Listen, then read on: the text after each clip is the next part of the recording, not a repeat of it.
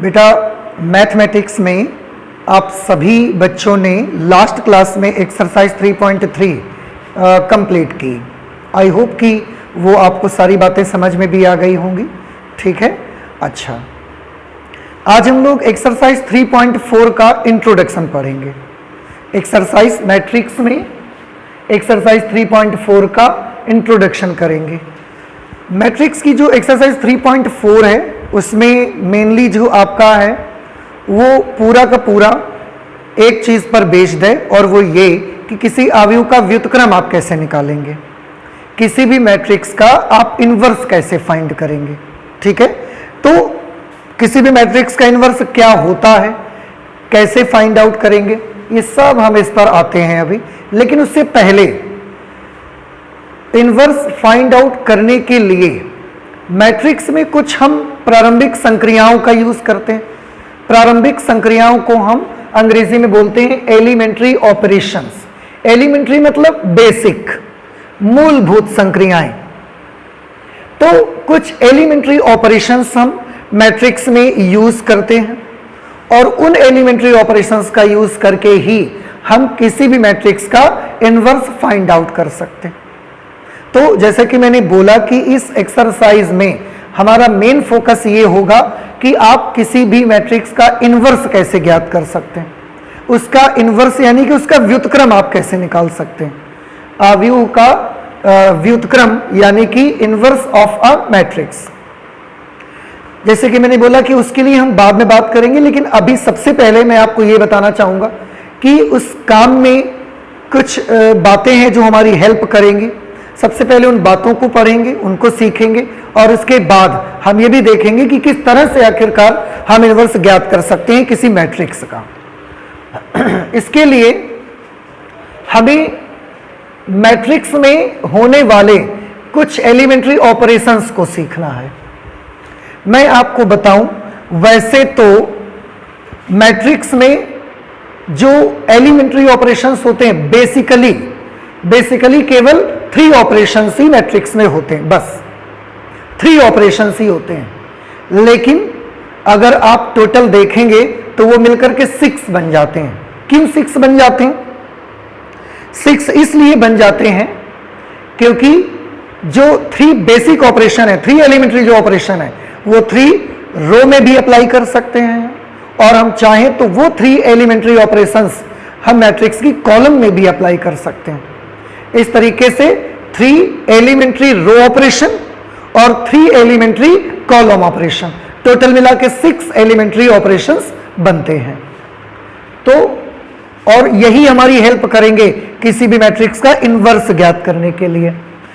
कितने हमारे पास एलिमेंट्री ऑपरेशंस हैं? We have total 6 elementary operations,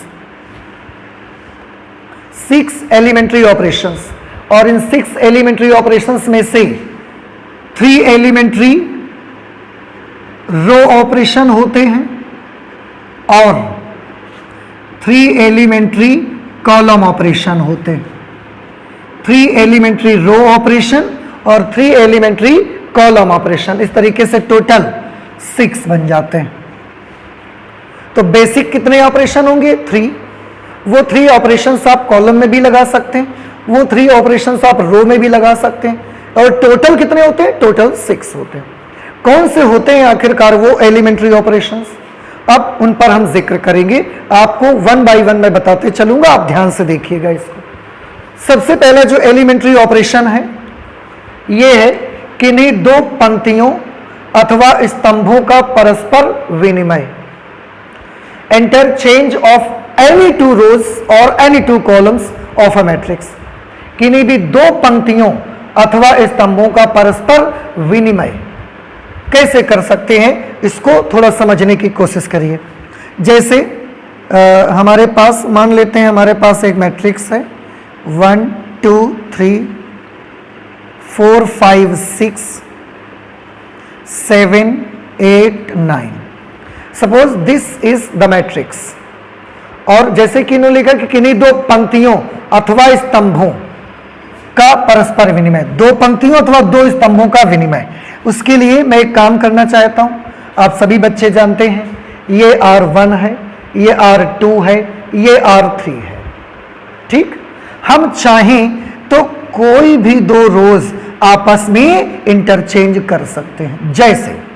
जैसे मैंने लिखा R1 is interchanged with R2।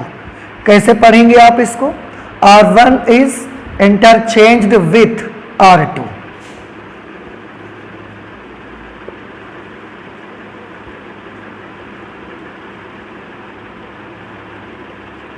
Interchanged with R2, और ये इसका सिंबल बनाएंगे। देखो, दोनों तरफ एरो हेड बनाना है आपको। इसका मतलब ये हुआ कि हम R1 को R2 से इंटरचेंज कर दे रहे हैं। मतलब अब ऐसा करेंगे तो जो नया मैट्रिक्स मिलेगा वो क्या होगा, उसको देखिए बेटा। R1 और R2 के इंटरचेंज करेंगे, मतलब R1 में जो एलिमेंट लिखे हैं वो R2 वाली जगह पर लिखना है, और R2 में जो एलिमेंट लिखे हैं वो R1 वाली जगह पर लिखना। R1 is interchanged with R2। देखिए, R1 वाली जगह पर कौन है? 1 2 3। R2 वाली जगह पर कौन है? 4 5 6, और हमें इन्हीं दोनों को इंटरचेंज करना है। तो ये 4 5 6 जो कि R2 में है, इन्हें R1 वाली जगह पर लिख देंगे हम, 4 5 6। और 1 2 3 जो कि R1 के प्लेस पर हैं, इनको हम R2 वाली जगह पर लिख देंगे, 7 8 9। और ऐसा करने से हमारा जो एलिमेंट्री ऑपरेशन है, फर्स्ट वाला जो हमने लगाया, ऐसा करना किसी भी मैट्रिक्स में वैलिड रहेगा, कोई प्रॉब्लम नहीं है। इससे हमारी मैट्रिक्स की वैलिडिटी पर कोई डिफेक्ट, कोई प्रभाव नहीं पड़ेगा। ठीक है, ये आप कर सकते हैं इस तरीके से। आई होप कि ये चीज समझ में आ गई होगी। और भी आप बदलाव कर सकते हैं, इसके बाद भी आप खुद ले सकते हैं, कुछ भी आप ले सकते हैं। R1 is interchanged with R3।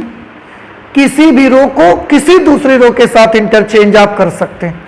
R1 is interchanged with R3 करिए, क्या मिलेगा आपको बताइए मुझे। यहां पर मैं लिख देता हूं,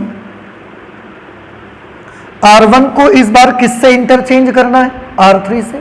मतलब जो R1 वाली जगह पर लिखे वो सब कहां जाएंगे? R3 पे। और R3 वाले एलिमेंट सब कहां पर आएंगे? R1 पे। तो R1 पे बताओ अब क्या लिखा जाए? R1 पे 4 5 6 है, इनको हटा दीजिए। R1 की जगह पर क्या लिखना चाहिए अब आपको?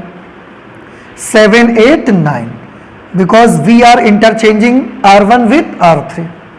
7 8 9, और R3 वाली जगह पर ये 4 5 6 चले जाएंगे। 4 5 6। R2 remains unchanged. R2 will remain unchanged. क्यों? क्योंकि उसमें हम कोई परिवर्तन नहीं कर रहे हैं, हम R1 और R3 बदल रहे हैं। R2 में तो कोई बदलाव नहीं कर रहे हैं ना। जैसे यहां पर हमने R1 और R2 बदल रहे थे, R3 में कोई चेंज नहीं किया, तो R3 को हमको ज्यों का त्यों लिखना पड़ा। अब R1 और R3 इंटरचेंज कर रहे हैं, इसलिए R2 में कोई बदलाव नहीं करेंगे, R2 को ज्यों का त्यों लिखा रहने देंगे। ये हम कर सकते हैं, और ऐसा करने से हमारे मैट्रिक्स की वैलिडिटी में कोई फर्क नहीं पड़ेगा, वैलिड रहेगी वो।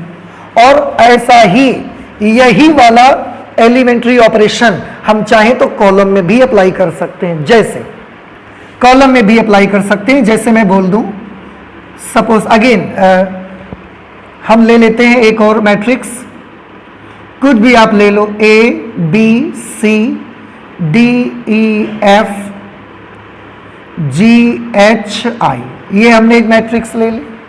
अब हम इसमें कॉलम में elementary operation, first elementary operation apply करके दिखाना चाहते हैं। हम चाहें तो हम कर सकते हैं C1 is interchanged with C2, ऐसा भी कर सकते हैं। इसका क्या मतलब हुआ? इसका मतलब फर्स्ट कॉलम और फर्स्ट सेकंड कॉलम, इन दोनों को आपस में अदला बदली कर देंगे। ऐसा करेंगे तो क्या मिलेगा ये देखिए आप। फर्स्ट कॉलम क्या है? ADG। सेकंड कॉलम क्या, कौन है? BEH। C1 और C2 इंटरचेंज करेंगे, तो C1 की जगह पर C2 लिख देंगे, C2 की जगह पर C1। C3 का क्या करेंगे? आंसर है C3 will remain unchanged again. C3 फिर एक बार अनचेंज रहेगा, कोई परिवर्तन नहीं आएगा उस पर। तो हम क्या लिखें बताओ, यहां पर लिखें BeH, this is AdG, this is CFI। Very good, I hope कि अब ये चीज आपको समझ में भी आ रही है। आप और कुछ भी कर सकते हैं, जरूरत के मुताबिक आप कोई भी इंटरचेंज ले सकते हैं। जैसे मैं लेना चाहता हूं C2 is interchanged with C3, मैं चाहता हूं कि मैं C2 और C3 को आपस में इंटरचेंज कर दूं, तो क्या बनेगा, C2 और C3 इंटरचेंज करोगे, C2 को C3 की जगह पर, C3 को C2 की जगह पर, तो C1 का क्या होगा, C1 में कोई प्रभाव नहीं पड़ेगा, जो कितने हो आप लिख दीजिए BeH, और C2 में C3 वाले एलिमेंट लिखे जाएंगे CFI और AdG। और देखिए ये हम कर सकते हैं, और ऐसा करने के लिए, इससे ये लाने के लिए, फिर इससे ये करने के लिए हमें कहीं कोई कीमत नहीं चुकानी। ऐसा आप सोच रहे हो कि ऐसा अगर कर रहे हैं तो हो सकता है कहीं माइनस लगाना पड़े आगे, कुछ नहीं, आपको कुछ नहीं करना। हाँ, आप ध्यान रखिएगा, आप मैट्रिक्स स्टडी कर रहे हैं अभी, मैट्रिक्स के बाद आप डिटर्मिनेंट पढ़ेंगे, सारणिक। मैट्रिक्स में जब रोज और कॉलम को इंटरचेंज करते हो तो कोई कीमत नहीं चुकानी पड़ती, लेकिन डिटर्मिनेंट में ऐसा नहीं होगा। वहां अगर आप रोज या कॉलम्स को आपस में इंटरचेंज करते हो तो वहां यू विल हैव टू पे समथिंग, उसके लिए आपको कीमत चुकानी पड़ेगी। और क्या कीमत चुकानी पड़ेगी, आपको उसके लिए एक माइनस लगाना पड़ा करेगा हर बार, जितनी बार आप इंटरचेंज करेंगे। But please remember that this is the matrix, this is not determinant. तो इसमें आपको ऐसा कुछ नहीं करना है, आप इंटरचेंज कर सकते हैं and you will not have to pay anything, कुछ आपको उसके लिए कीमत नहीं चुकानी। ये वैलिडिटी इसकी बरकरार रहेगी, कोई फर्क नहीं पड़ेगा। हाँ, अब आप ये बच्चे कुछ सोच सकते हैं कि ऐसा हम किस बेसिस पर कर सकते हैं, ऐसा हम किस आधार पर कर रहे हैं। बड़ा सिंपल है, आप याद करें बेटा, सबसे शुरू में जब आपको मैंने मैट्रिक्स पढ़ाना स्टार्ट किया था उस वक्त मैंने एक चीज आपको बताई थी कि मैट्रिक्स जब इसको इन्वेंट किया गया था, जब इसकी स्टार्टिंग हुई थी, उस वक्त केवल इसको किस काम में लाया जाता था, इस काम में लाया जाता था कि इसके हेल्प से हम सिस्टम ऑफ लीनियर इक्वेशंस को सॉल्व करते हैं, रैखिक समीकरणों को हल करने के काम में इनको लाया जाता था मैट्रिक्स को। अब ऐसी सिचुएशन पे अगर मैं कुछ सिस्टम ऑफ लीनियर इक्वेशन में ले लेता हूं, रैखिक समीकरणों का एक निकाय अगर मैं ले लूं, तो ध्यान से देखिएगा, कोई भी ले लेते हैं हम ले लेते हैं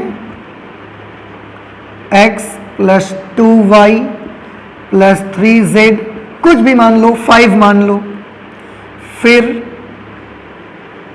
4x + 6y + 7z = 10, कुछ भी हम अपने मन से मान ले रहे। इसके बाद 8x + 9y + 10z, इसमें आप 5 कर लो, इसमें 6 कर लो, 5 6 7 8 और यहाँ पर 9 = 15। ये रैखिक समीकरणों का एक निकाय है, 3 चरों वाले रैखिक समीकरणों का एक निकाय है।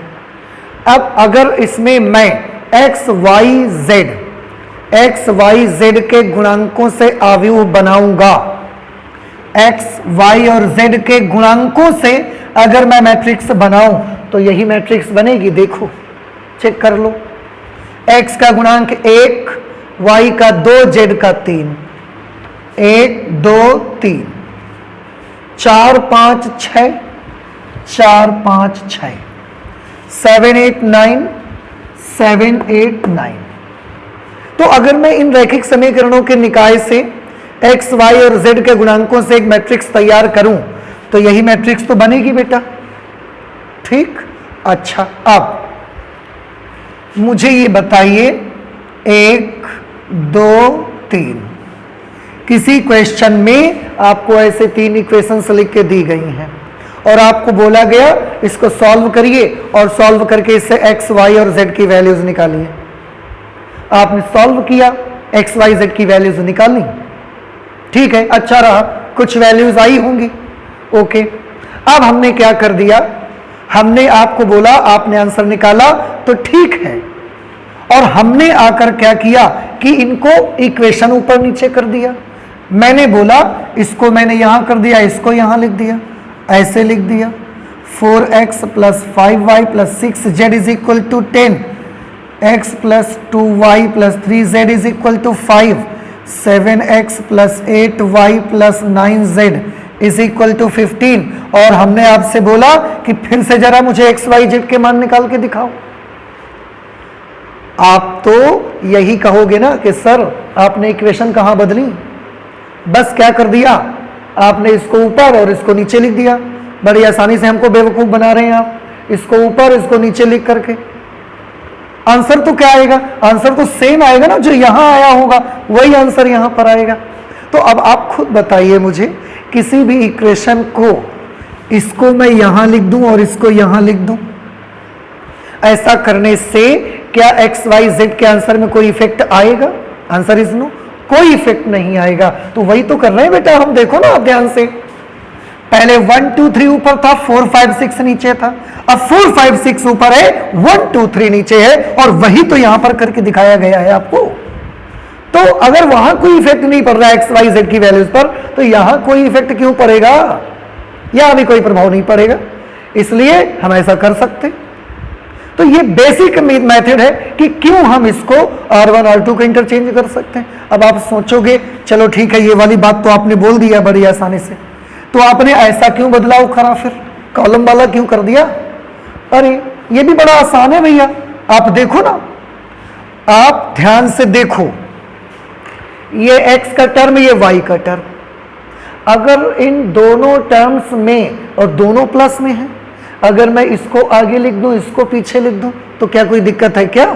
देखो ना आप, इसको आगे लिख दो 2y + x + 3z = 5, इसमें y का टर्म हमने आगे लिख दिया 5y + 4x + 6z = 10, इसमें 8y हमने आगे लिख दिया 8y + 7x + 9z = 15।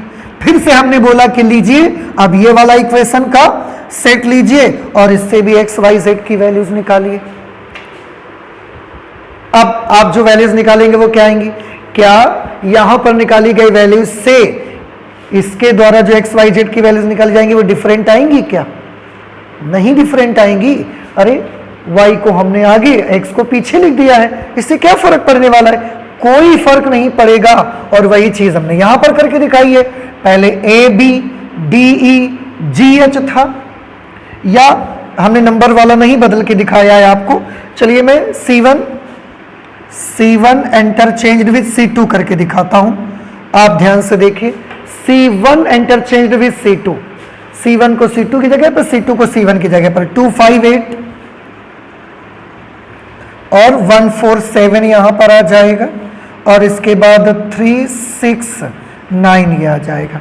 अब आप देखें, पहले ये 1 2 147 258 369 था, 147 258 147 258 369, ओके। अब 258 147 258 147, तो वही चीज तो यहां लिखी है। अगर इस सेट को ऐसा करने से कोई प्रभाव नहीं पड़ेगा एक्स वाई जेड की वैल्यूज पर, तो इस मैट्रिक्स को ऐसा करने से भी वैलिडिटी बनी रहेगी, कोई प्रॉब्लम नहीं आएगी, ठीक है। इसलिए हम रोज को भी आपस में इंटरचेंज कर सकते हैं जब भी जरूरत हमको पड़ेगी। कब करेंगे, क्यों करेंगे, ये सारे सवाल अभी आप नहीं करेंगे, क्योंकि हम बाद में आपको बताएंगे कि कब करेंगे। वैसे मैंने कि थोड़े हिंट दी है कि जब हम इसको इन्वर्स निकालना होगा तब हम ये यूज करेंगे, लेकिन कि किस वक्त इसको एग्जैक्टली करेंगे ये हम जब आगे हम एग्जाम्पल करके दिखाएंगे क्वेश्चन आपको, तब हम बताएंगे। लेकिन अब आपको भी समझ में आ रहा होगा कि इनमें अगर हम ऊपर नीचे इक्वेशंस लिख सकते हैं, एक्स वाई के टर्म्स आगे पीछे करने से कोई प्रभाव नहीं पड़ेगा, तो इनमें भी हम ये कर सकते हैं। तो ये हमने लिख दिया फर्स्ट एलिमेंट्री ऑपरेशन, रो में भी करके दिखाया, कॉलम में भी करके दिखाया। देखो हमने तो एलिमेंट्री ऑपरेशन कितना हुआ, एक, लेकिन रो के भी हुए, कॉलम के भी हुए, तो एक दो में बट गए कि नहीं बट गए। अब हम इसके आगे चलते हैं और दूसरा एलिमेंट्री, हाँ एक चीज कुछ बच्चों के मन में कभी कभी एक क्वेश्चन उमड़ जाता है और आपके मन में भी आना चाहिए था, पता नहीं आया कि नहीं आया मुझे नहीं मालूम है, लेकिन मैं आपको बता देता हूं पहले से ही। कुछ बच्चों के मन में ये क्वेश्चन आता है कि सर जब आप इसको ट्रांसफॉर्म करके एलिमेंट्री ऑपरेशंस यूज करना, मतलब मैट्रिक्स का ट्रांसफॉर्मेशन करना, एलिमेंट्री ऑपरेशन यूज करना मतलब मैट्रिक्स का ट्रांसफॉर्मेशन करना, उसका रूपांतरण करना, इसका मीनिंग होता है। उनका कहना यह होता है कि अगर सर आपने इस मैट्रिक्स में ये एलिमेंट्री ऑपरेशन यूज करके इसको ये बना दिया, पहले ये ऐसी थी, आपने एलिमेंट्री रो ऑपरेशन यूज किया और ये इसको ऐसा बना दिया, फिर आपने इसमें एलिमेंट्री ऑपरेशन यूज किया, ऐसा बना दिया, तो क्या ये वाला मैट्रिक्स और ये वाला मैट्रिक्स दोनों मैट्रिसेस आपस में इक्वल होंगे क्या? ऐसा एक क्वेश्चन पूछते हैं अधिकतर बच्चे। फिर से सुनिए कि हमने इसमें एलिमेंट्री ऑपरेशन लगाया और एलिमेंट्री रो ऑपरेशन लगाया, एलिमेंट्री रो ऑपरेशन लगाकर इसको ऐसा बना दिया, तो क्या ये मैट्रिक्स और ये मैट्रिक्स दोनों सेम होंगे या दोनों सेम नहीं होंगे? तो मैं आपसे बोलता हूं कि क्या आप अपना बेसिक रूल भूल गए हो? दो मैट्रिसेस एक दूसरे की इक्वल कब होती हैं? सोचिए, आपने एक आर्टिकल पढ़ा है इक्वालिटी ऑफ टू मैट्रिसेस, दो अवयवों की समानता। दो अवयवों की समानता कैसे होती थी? पहले तो दोनों का क्रम बराबर होना चाहिए, उसके बाद दोनों के संगत अवयव बराबर होने चाहिए, corresponding elements should be same. अब देखो, इसका यहां का एलिमेंट कौन है? 1, और इसका इस जगह का एलिमेंट कौन है? 4, इसका यहां का एलिमेंट 2 है, यहां 5 है, इसके इस एलिमेंट की जगह 3 है, इसका यहां का एलिमेंट 6 है। तो आप देख रहे हैं that corresponding elements are not same, संगत अवयव बराबर नहीं है। ऑर्डर तो सेम है, ऑर्डर तो सेम है, 3 by 3, but their corresponding elements are not same, therefore these two matrices are not equal to each other। ये दोनों मैट्रिसेस एक दूसरे के इक्वल नहीं है, पर ट्रांसफॉर्मेशन वैलिड है, ट्रांसफॉर्मेशन वैलिड है, कर सकते हैं, उससे हमारी मैट्रिक्स की वैलिडिटी पर कोई प्रभाव नहीं पड़ेगा। लेकिन जो ये मैट्रिक्स है वही ये मैट्रिक्स बनेगी, मैं ऐसा नहीं कह रहा हूं, मैट्रिक्स चेंज हो जाएगी, पर आप कर सकते हो। जैसे दूध का दही आप बना सकते हो, लेकिन क्या दूध और दही बराबर रहते हैं? नहीं रहते। बना तो सकते हो ना, दूध की मिठाई बना सकते हो, बनाने में क्या फर्क पड़ता है यार? तो क्या दूध और मिठाई बराबर चीजें होती हैं? नहीं, वैलिडिटी है, आप कर सकते हो। समझ में आया? पर एक बार मिठाई बन जाए फिर उसका दूध आप नहीं बना सकते, समझ रहे हैं ना आप? तो मिठाई का दूध आप नहीं बना सकते, वैलिडिटी। देखो मैं क्या बताना चाहता हूं, जो दो शब्द मैं बोल रहा हूं कि बराबर नहीं रहेगा पर वैलिडिटी रहेगी। तो एक मैट्रिक्स से दूसरी मैट्रिक्स पर इस तरीके से ट्रांसफॉर्म करना, वैलिडिटी है पर बराबर नहीं है दोनों। जैसे दूध को बदलकर मिठाई बनाना वैलिड है, बन जाएगा क्योंकि, लेकिन बराबर नहीं है दोनों। लेकिन मिठाई से दूध बनाना, इसकी तो वैलिडिटी ही नहीं है ना, बराबर की तो बाद में बात छोड़ दो, वैलिड ही नहीं है दूध से मिठाई, तो आप मिठाई से दूध तो आप बना ही नहीं सकते ना। ये चीज मैं आपको बताना चाहता हूं कि किसको वैलिड मैं बोल रहा हूं और किसको मैं बोल रहा हूं कि इक्वल है कि नहीं है। इक्वालिटी एक अलग चीज है, वैलिडिटी एक अलग चीज है। बात समझ में आई? तो एक आदमी का क्रीम पाउडर करके यार उसको वैलिड, उसको कुछ भी बना दो, मेकअप करके उसका वैलिड है, कर सकते हो आप, लेकिन वो आदमी वही रहेगा नहीं रहेगा इसकी कोई गारंटी नहीं है, वो बदल जाएगा, मेकअप होने के बाद हीरो बन जाएगा वो। खैर, ये जो मैट्रिक्स आप देख रहे हैं, तो अब आपको क्या समझ में आया? Elementary row operation, elementary column operation लगने के बाद और पहले क्या दोनों मैट्रिसेस एक दूसरे के बराबर होती हैं? आंसर इज नो, दोनों बराबर नहीं होती हैं, लेकिन ये करना वैलिड है, ये ऑपरेशन हम कर सकते हैं उस पर, ठीक है। ओके, तो ये हमारा एलिमेंट्री ऑपरेशन में फर्स्ट ऑपरेशन है कि कभी भी जरूरत पड़ने पर हम ये काम कर सकते हैं। ओके, आप प्लीज जल्दी से नोट कर लें। इसके बाद एलिमेंट्री ऑपरेशंस में सेकंड ऑपरेशन देखते हैं कि आखिरकार क्या सुविधा देता है वो हमको, उसकी मदद से हम क्या कर सकते हैं, ठीक है। जल्दी से नोट करिए प्लीज। सेकंड एलिमेंट्री ऑपरेशन जो है बेटा, वो मैंने लिखा है यहां पर, आप देखिए, किसी पंक्ति या स्तंभ के अवयवों को एक शून्येतर, शून्येतर मतलब नॉन जीरो, जो कि जीरो ना हो ऐसा नंबर को एक शून्येतर संख्या से गुणा करना, यह भी वैलिड है, यह भी आप कर सकते हो। मतलब कोई भी मैट्रिक्स आपके पास होगा, उस मैट्रिक्स की कोई भी एक रो हो या कोई भी एक कॉलम में आप उसके सभी अवयवों को एक शून्येतर नॉन जीरो नंबर से मल्टीप्लाई कर सकते हो। कैसे? देखो ध्यान से। जैसे फिर से मैं एक मैट्रिक्स ले लेता हूं एग्जाम्पल के रूप में 1 2 3 4 5 6 7 8 9, ये मैंने मैट्रिक्स ले ली एक, ठीक है। अब इस पे मैं ये चाहता हूं, मेरी कोई जरूरत है ऐसी, मेरी जरूरत ये है कि मैं इसके सारे नंबर डबल करना चाहता हूं, तो कर सकते हैं। ट्रिपल करना चाहते हैं तो कर सकते हैं। उसके लिए मुझे लिखना कैसे पड़ेगा? R1 changes to 2 into R1, ऐसा। किसी भी पंक्ति R1 R2 R3 तीन पंक्तियां हैं, C1 C2 C3 तीन कॉलम है, किसी भी पंक्ति या किसी भी स्तंभ में आप किसी भी नॉन जीरो नंबर से मल्टीप्लाई कर सकते हैं। तो हमने क्या किया, R1 में पहली पंक्ति में हम 2 से मल्टीप्लाई करना चाहते हैं, ऐसे लिखेंगे। पढ़ेंगे कैसे इसे आप इसे पढ़ेंगे R1 changes to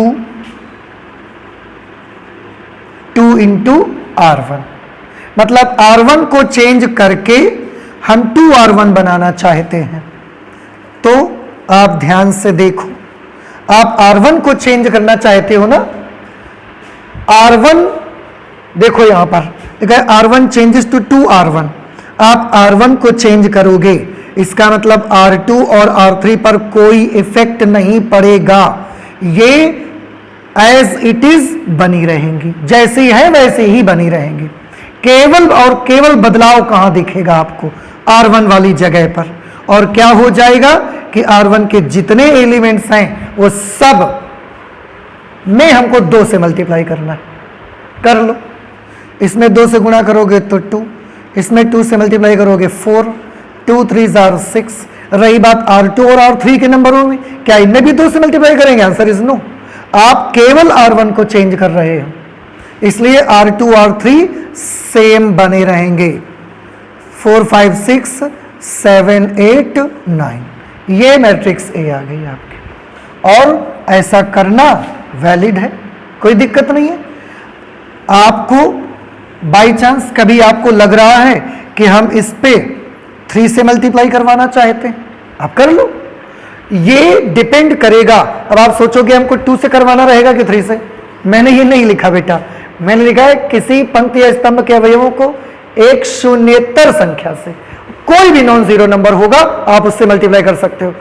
it depends that what is our necessity, हमारी जरूरत क्या है उस पर डिपेंड करेगा। अभी तो मैं ऐसे करके दिखा रहा हूं आपको, फिर उस समय डिपेंड करेगा कि हमारी जरूरत क्या है। मुझे दुगने नंबर चाहिए, 3 गुने चाहिए, हाफ चाहिए, कि क्या चाहिए, उस समय की बात है। फिर वो बाई चांस फिर से मैं चाहता हूं कि मैं R2 में 3 से मल्टीप्लाई कर दूं, आप कर सकते हो, लेकिन लिखोगे कैसे उसको? आप लिखोगे R2 changes to 3 into R2। R2 में जितने एलिमेंट हैं सब में 3 से मल्टीप्लाई करो, और जो आए उसे R2 वाली जगह पर लिखो। तो जो R2 वाली जगह पर पहले से लिखे इनको क्या करो, इनको हटाओ, उनमें 3 से गुणा करके लिखो। बाकी R1 और R3 का क्या होगा? बाकी ना तो R1 में कोई चेंज आएगा ना R3 में कोई चेंज आएगा। 2 4 6 इनमें 3 से मल्टीप्लाई करके लिखना है। 3 4 are 12, 3 5 are 15, 3 6 are 18, this is 7 8 and 9। You can do this, आप कर सकते हो, यही इसमें बताया जा रहा है। और भी किसी रो में किसी भी नंबर से मल्टीप्लाई कर सकते हो, ठीक है। तो ये आप इस तरीके से जा सकते हैं। बाय चांस कभी आपका मन हुआ, या मन की बात नहीं है, ये बात है जरूरत की, अगर आपको कभी जरूरत पड़ी कि R3 में मुझे इस जगह पर 3 चाहिए, या ठीक है मुझे इस जगह पर 3 चाहिए, तो अब 9 है, हम इस जगह पर 3 चाहते हैं, हमारे पास बड़ा आसान सा तरीका है, इसमें हम 3 से डिवाइड कर दें। अब केवल एक एलिमेंट में तो नहीं करेंगे, पूरी रो में कर देंगे। तो R3 changes to 1/3 into R3, यानी कि R3 में या तो आप यूं समझ लें कि हम 1/3 का गुणा कर रहे हैं, या तो आप ये समझ लें कि R3 में हम 3 से डिवाइड कर रहे हैं। After that what will be your A? R3 केवल चेंज होगा, R1 R2 as it is रहेंगे। 2 4 6 12 15 18, और इसमें 3 से डिवाइड होगा, this will be 7/3, this will be 8/3 and 9/3 करेंगे, दिस विल बी 3। तो जरूरत के हिसाब से हम ये ऑपरेशन यूज कर सकते हैं। और एक चीज, ये ऑपरेशन ना सिर्फ पंक्ति में लगेगा बल्कि कॉलम में भी लग सकता है।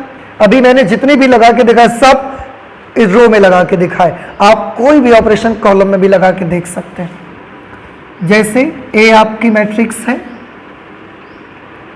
1 2 3 4 5 6 7 8 9, आप चाहते हैं कि बाई चांस कुछ भी सोच लो, मुझे इस जगह पर 20 चाहिए, 20 5 है, 20 चाहिए, 5 को 20 में किससे मल्टीप्लाई करके बना सकता हूं? 4 से। तो मैं यहां पर एक काम कर दूंगा, C2, ये नंबर किसका है? C2 का। तो C2 में मैं 5 से मल्टीप्लाई कर दूंगा, नहीं सॉरी 4 से मल्टीप्लाई कर दूंगा। तो C2 changes to 4 multiplied by C2, यानी कि क्या करना है? C2 केवल बदलेगा, C1 C3 नहीं बदलेंगे। C1 नहीं बदलेगा तो 1 4 7 बना रहेगा। C2 बदलेगा, क्या करना है? C2 के जो एलिमेंट है उनमें 4 से मल्टीप्लाई करके लिखते जाओ, 4 से मल्टीप्लाई करके लिखते जाओ। 4 2s are 8, 4 5s are 20, 4 8s are 32। अब C3 को छोड़ नहीं देना है, उसको ज्यों करते हो आपको नोट कर देना है, 3 6 9। तो ये ऑपरेशन भी आप किसी भी रो या किसी भी कॉलम में कर सकते हैं, किसी भी नॉन जीरो नंबर से मल्टीप्लाई करेंगे। हाँ, किसी एक एलिमेंट में करें ऐसा नहीं हो सकता। अगर आप या तो उस एलिमेंट की पूरी रो में करना पड़ेगा आपको, या तो उस एलिमेंट वाली पूरी कॉलम में करना पड़ेगा। किसी एक एलिमेंट में जाकर कर दो, ये वैलिडिटी, ये आपको वैलिडिटेट नहीं करता है, ये आपको गलत हो जाएगा अगर ऐसा करेंगे आप तो।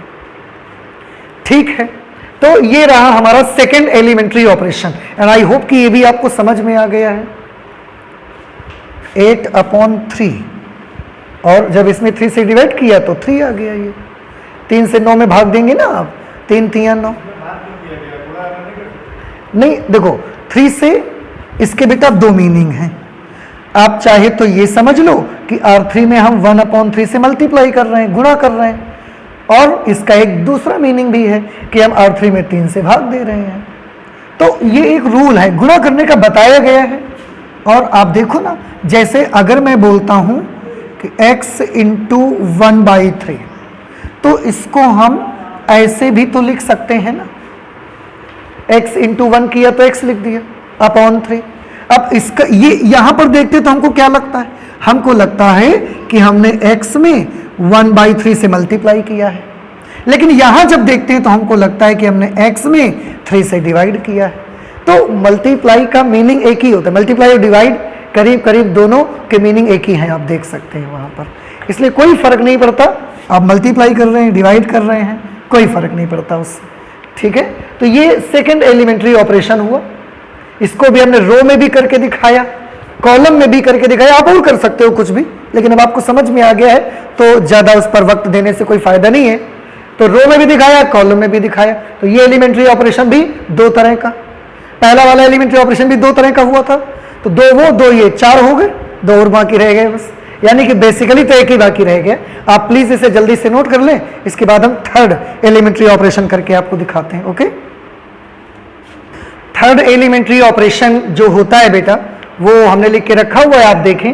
किसी पंक्ति या स्तंभ के अवयवों में कोई भी आप पंक्ति लें अथवा उसकी जगह पर स्तंभ लें आप, तो किसी भी पंक्ति या स्तंभ के अवयवों में किसी अन्य पंक्ति या स्तंभ के संगत अवयवों को किसी शून्येतर संख्या से, शून्येतर अब आप जानते हैं पिछली बार भी अभी आया था, नॉन जीरो। नॉन जीरो मतलब ऐसी संख्या जो जीरो नहीं है, जीरो के अलावा कुछ भी संख्या, किसी शून्येतर संख्या से गुणा करके जोड़ना, ये भी किया जा सकता है, ये भी किया जा सकता है। मतलब ये कि हमारे पास जैसे कोई भी मैट्रिक्स है, उसमें कोई एक रो है, रो दो तीन रो होती है, अगर 3x3 की मैट्रिक्स है तो तीन रो है, कोई भी एक रो है। देखो ध्यान से, मैं ऐसे इसको समझाता हूं, ये दो रो हैं, हम चाहें तो इस रो को इस रो के साथ ऐड कर सकते हैं, और देखिए हम चाहें तो इस रो में किसी नॉन जीरो नंबर से मल्टीप्लाई करेंगे और उसके बाद इस रो में ऐड कर देंगे, हम ये कर सकते हैं, और यही आपको कहा जा रहा है। फिर से देखिए, किसी पंक्ति या स्तंभ के अवयवों में, तो किसी पंक्ति या स्तंभ के अवयवों में, इसकी बात हुई। किसी अन्य पंक्ति या स्तंभ के संगत अवयवों, इसकी बात हो रही है, दूसरी वाली पंक्ति। अवयवों को किसी नॉन जीरो संख्या से गुणा करके, इसको किसी नॉन जीरो संख्या से गुणा करके और इसमें जोड़ने की बात कही जा रही। आप ऐसा कर सकते हो। देखो मैं आपको करके दिखाता हूं, उससे आपको ज्यादा अच्छे से समझ में आएगा। एग्जाम्पल ले लेते हैं। Let a is equal to 1 2 3 4 5 6 7 8 9। अब चाहे आप पंक्ति में करो, स्तंभ में करो, सब में आप कर सकते हो। जैसे मैं चाहता ये हूं R1 changes to R1 plus 2R2। देखो इसका क्या मीनिंग है, इसका मीनिंग ये है कि R2 में 2 से मल्टीप्लाई करने से जो मिलेगा उसको हम R1 के संगत अवयवों में ऐड कर देंगे। ऐसा करने के लिए बोला जा रहा है। किसी एक पंक्ति में किसी नॉन जीरो नंबर से गुणा करके उससे किसी दूसरी पंक्ति में जोड़ना, ये किया जा सकता है। वही इसमें कहने की कोशिश हो रही है। तो इसको हम रिप्रेजेंट कैसे करते हैं, ऐसे रिप्रेजेंट करते हैं, ध्यान रखिएगा। R1 चेंजेस टू, आप जिसमें चेंज करना चाहते हैं उसको लेफ्ट हैंड साइड में लिखेंगे। R1 चेंजेस टू, अब क्योंकि R1 चेंज करना चाहते हैं तो पहले R1 ही लिखा, और उसमें चेंज क्या लाना चाहते हैं तो आंसर है R2 में 2 का गुणा करके इनमें जोड़ना चाहते हैं, तो R2 में 2 का गुणा करेंगे और R1 के सारे एलिमेंट में ऐड कर देंगे। आप देखो क्या मिलेगा आपको ऐसा करने से। R1 चेंज की जा रही है, ध्यान रखें चेंज सिर्फ R1 में आएगा, R2 और R3 will remain same, same रहेंगी, कोई चेंज नहीं। R2 और R3 में कोई परिवर्तन नहीं आएगा। तो आप चाहें तो R2 और R3 ऐसे ही ज्यों का त्यों आप नोट कर दीजिए, चेंज केवल R1 में आएगा। और क्या करना है, R2 में 2 का गुणा करो और उसे R1 के संगत अवयवों में जोड़ते जाओ, संगत अवयवों में। ठीक है, ये R2 है, ये R1 है। R2 के इस अवयव में 2 का गुणा करो, पहले कितना बना 8, उससे R1 के संगत अवयव से जोड़ दो, तो 8 और 1 कितना हो गया 9, यहां पर 9 लिख दिया हमने। फिर इसमें 2 से मल्टीप्लाई करोगे, R2 के एलिमेंट्स में 2 से मल्टीप्लाई करना है, 2 से मल्टीप्लाई करोगे तो कितना बनेगा 10, 10 में 2 ऐड कर देंगे 12, 6 में 2 से मल्टीप्लाई करेंगे 12, 12 में 3 ऐड कर देंगे 15। दिस वी कैन डू, ये हम कर सकते हैं, ये आपको समझाने की कोशिश कर रहे हैं। ठीक है, कि किसी पंक्ति या स्तंभ के अवयवों में किसी अन्य पंक्ति या स्तंभ के संगत अवयवों को किसी शून्येतर संख्या से गुणा करा के जोड़ना। आप ये भी कर सकते हैं और भी किया जा सकता है, कुछ भी जो आपको लगे कि ऐसा करने से हमारा काम बनेगा या हमें इसकी जरूरत है, आप बेशक बेझिझक बेहिचक आप उसको कर सकते हो। कुछ भी करना, जैसे आप कोई भी चीज सोच लीजिए,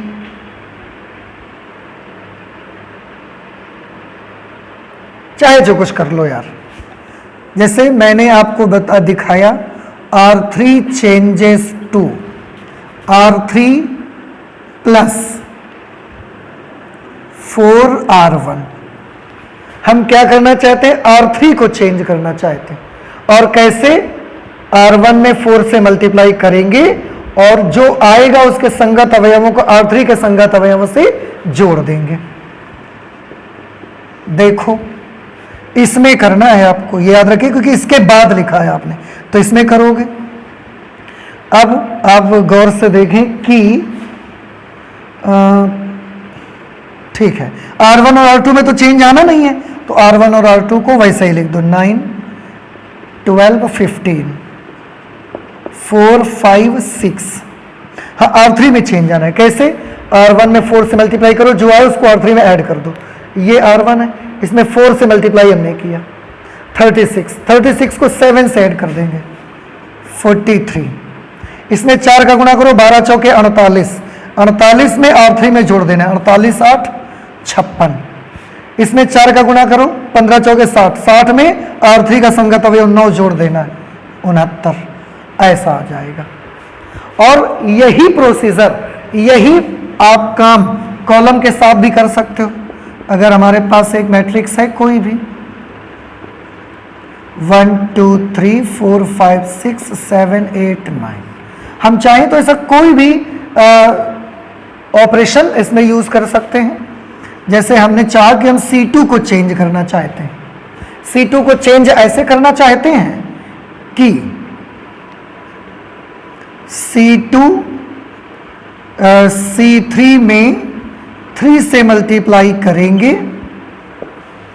C3 में 3 से मल्टीप्लाई करेंगे और C2 में ऐड कर देंगे, तो C2 चेंज होगा, C2 चेंज होगा। C1 और C3 तो चेंज नहीं होगी ना, तो C1 को सेम वैसा ही लिख दो। C2 में चेंज आना है, C3 में 3 से मल्टीप्लाई करो, C2 में ऐड कर दो। C3 में 3 से मल्टीप्लाई करो, 3 3 9, 9 और 2 11, 6 3 18 5 23, 27 और 8 35। C3 में भी कोई चेंज नहीं आएगा, तो 3 6 9 ये ऐसा बना रहेगा। इस तरीके से, इस तरीके का ऑपरेशन भी कभी भी जरूरत पड़ने पर आप अपने मैट्रिक्स में कर सकते हो। इससे भी आपकी मैट्रिक्स की वैलिडिटी पर कोई इफेक्ट नहीं पड़ेगा, वैलिडिटी इसकी मैट्रिक्स की बनी रहेगी। ठीक है, so these are 3 basic elementary operations. और क्योंकि ये हम रो में भी कर सकते हैं, ये हम कॉलम में भी कर सकते हैं, इसलिए ये जाकर के 3 और 3 मिलकर के टोटल एलिमेंट्री ऑपरेशंस 6 तैयार हो जाते हैं। ठीक है, तो ये आई होप कि अब आपको समझ में आ गया। किसी भी मैट्रिक्स का इनवर्स फाइंड करने के लिए आप याद रखिएगा, इन्हीं एलिमेंट्री ऑपरेशंस का यूज हम करेंगे। ठीक है, ओके, आप प्लीज इसे जल्दी से नोट कर ले। इसके बाद अगले पॉइंट पर हम आते हैं, अगली चीज देखते हैं कि क्या है। नेक्स्ट पॉइंट बेटा हम लेते हैं इनवर्टिबल मैट्रिक्स। इनवर्टिबल मैट्रिक्स को हिंदी में बोला जाता है व्युत्क्रमणीय आव्यूह।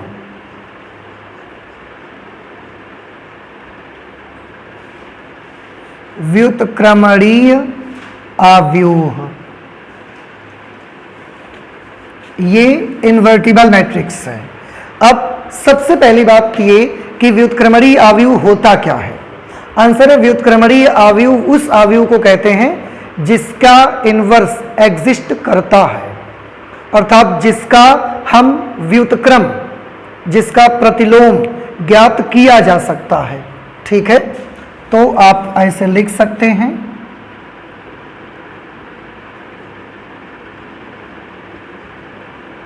वह आव्यूह जिसका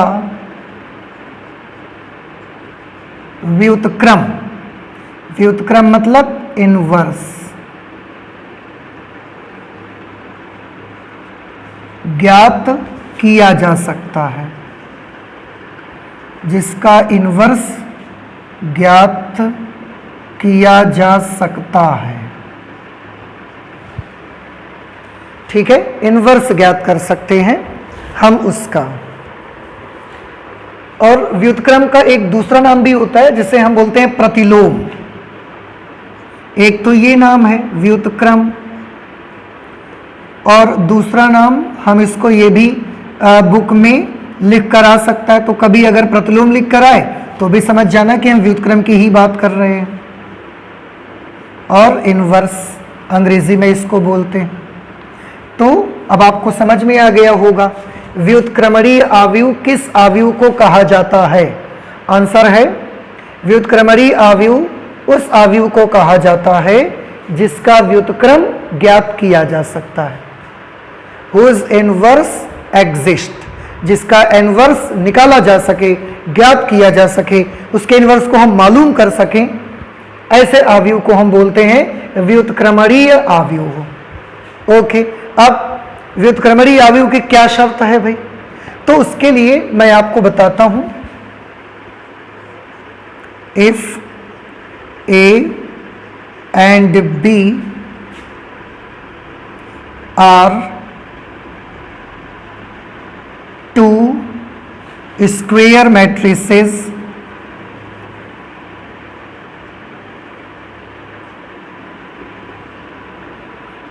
of same order, कुछ भी मान लो m, ये हमने मान लिया कि if A and B, A और B are two square matrices, दो वर्ग आव्यूह हैं, ऑफ सेम ऑर्डर, समान कोटि के। यदि A व B दो समान कोटि के वर्ग आव्यूह हैं, यदि A व B समान कोटि के दो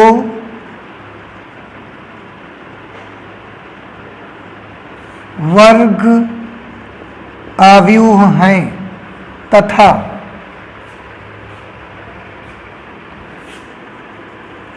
AB is equal to BA is equal to I,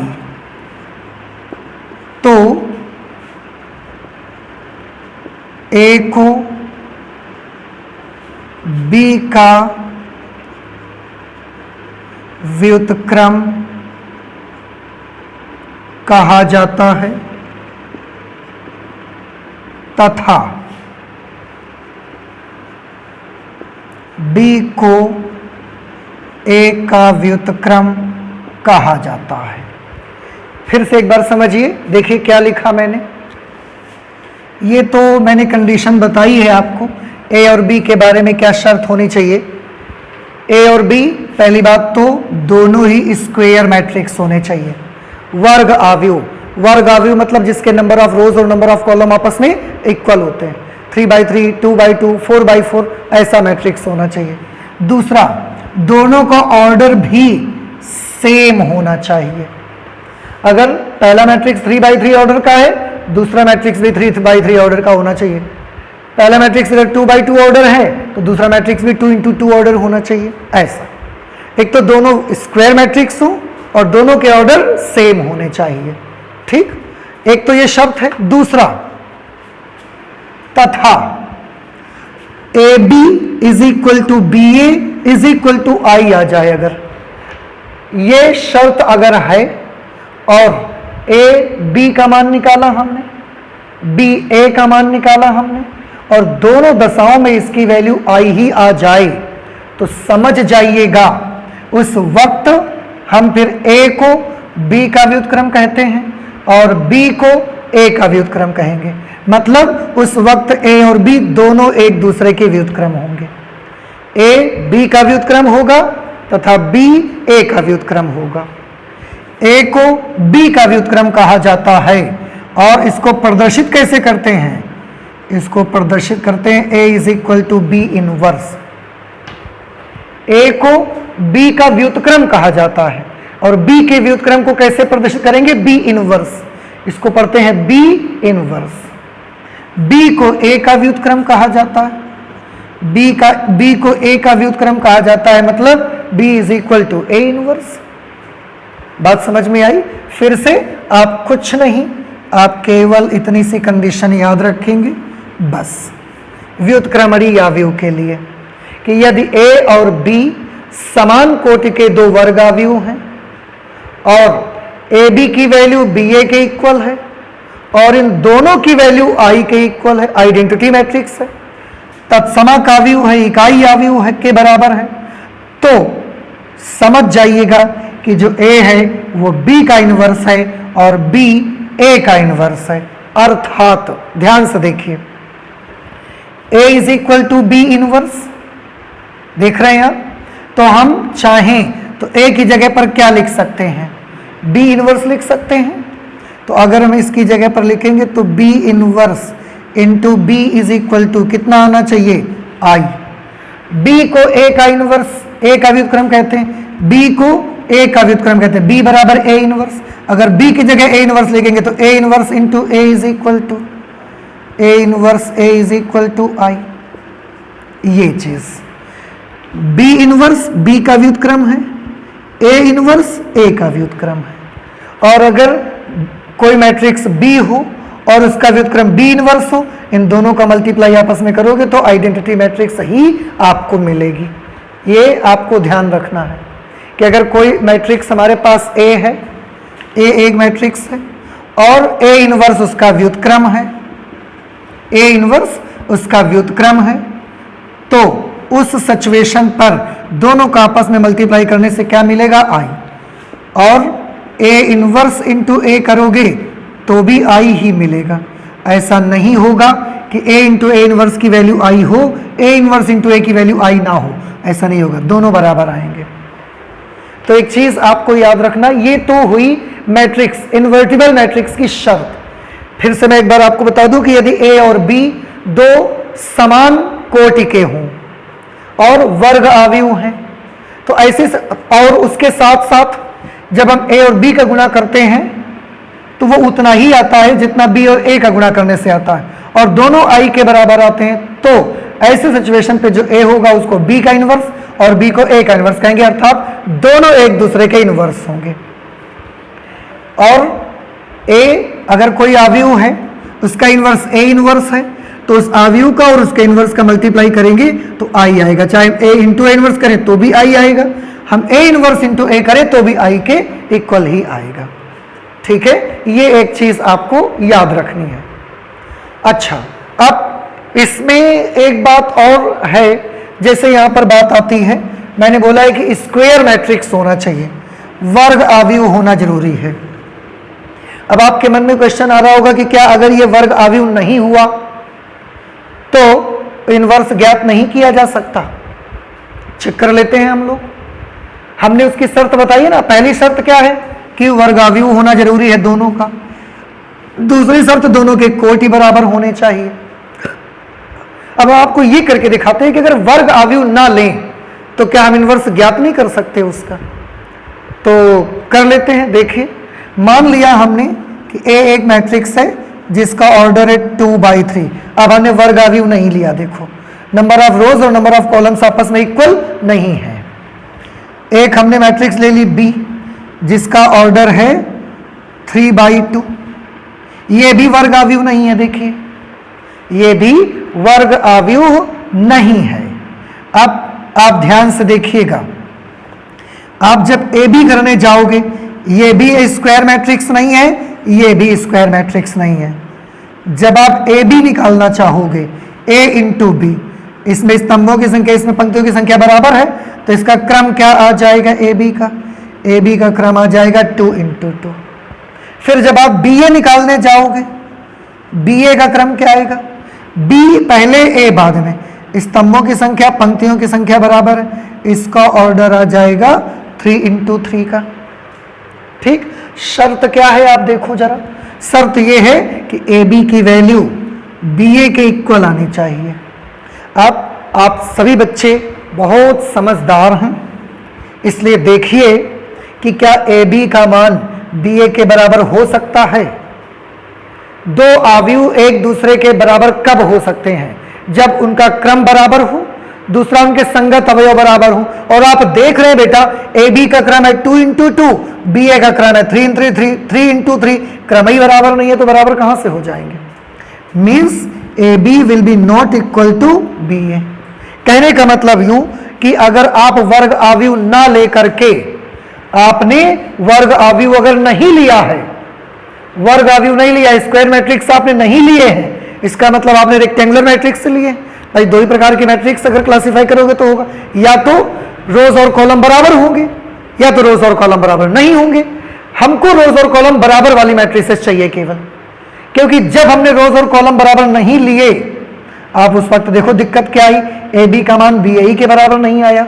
और जबकि शर्त यह है कि AB और BA आपस में कैसे होने चाहिए? इक्वल होने चाहिए। तो अगर आप A और B को वर्ग अवयव नहीं लोगे तो फिर AB की वैल्यू BA के इक्वल नहीं आएगी।